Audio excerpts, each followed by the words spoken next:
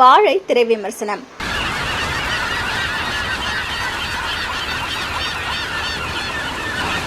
பொன்வேல், ராகுல், ஜானகி, திவ்யா துரைசாமி, கலையரசன், நிக்கிலா விமல், பத்மன், ஜே சதீஷ்குமார் மற்றும் பலர் நடிப்புல மாரி செல்வராஜ் இயக்கத்துல சந்தோஷ் நாராயணன் இசையில வெளிவந்திருக்கும் படம் தான் வாழை.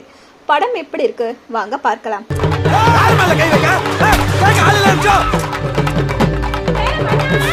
சிறு வயதிலேயே அப்பாவை இழந்த சிறுவன் பொன்வேல் அம்மா மற்றும் அக்கா அரவணைப்பில் வளர்கிறான்.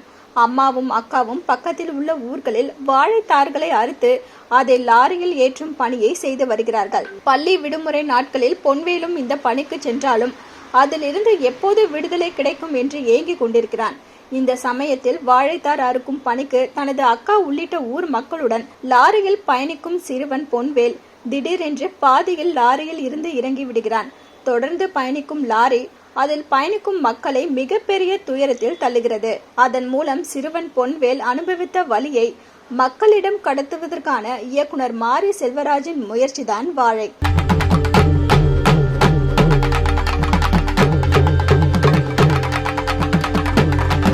தனது முந்தைய படங்களில் ஜாதி அரசியலை அதிரடியாக பேசிய மாரி செல்வராஜ் தனது வாழ்க்கையில் நடந்த துயரமான சம்பவத்தை மையமாக கொண்டு இந்த படத்தின் திரைக்கதை அமைத்திருப்பதால் படத்தின் மீது மிகப்பெரிய எதிர்பார்ப்பு ஏற்பட்டிருக்கிறது. ஆனால் உண்மையில் மாரி செல்வராஜ் இந்த படத்தில் எந்த விதமான அரசியலையும் பேசாமல் தனது வாழ்வில் நடந்த ஒரு துயரமான சம்பவத்தை வைத்துக்கொண்டு நம் சமூகத்தில் உழைப்பாளிகளை அலட்சியமாக நடத்தும் முதலாளித்துவத்தை பற்றி மேலோட்டமாக பேசியிருக்கிறார்.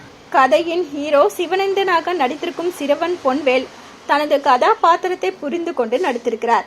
பூங்கொடி டீச்சர் தனக்கு பிடித்தவர் என்று சொல்லிக்கொண்டு அவர் பயணப்படுவது, வாழைத்தார் வெட்டும் பணிக்கு செல்ல பயந்து நடிப்பது, கமலை வெறுப்பது என அனைத்து இடங்களிலும் யதார்த்தமாக நடித்து கதாபாத்திரத்திற்கு நியாயம் சேர்த்திருக்கிறார்.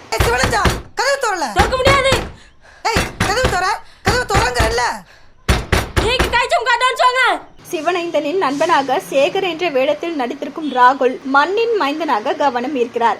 சிவனேந்தனின் அம்மாவாக நடித்திருக்கும் ஜானகி, அக்காவாக நடித்திருக்கும் திவ்யா துரைசாமி, கலையரசன், டீச்சராக நடித்திருக்கும் நிக்கிலா விமல் என படத்தில் நடித்திருக்கும் அனைத்து நடிகர்களும் திருநெல்வேலி வட்டார தமிழ் பேசி யதார்த்தமாக நடித்திருக்கிறார்கள்.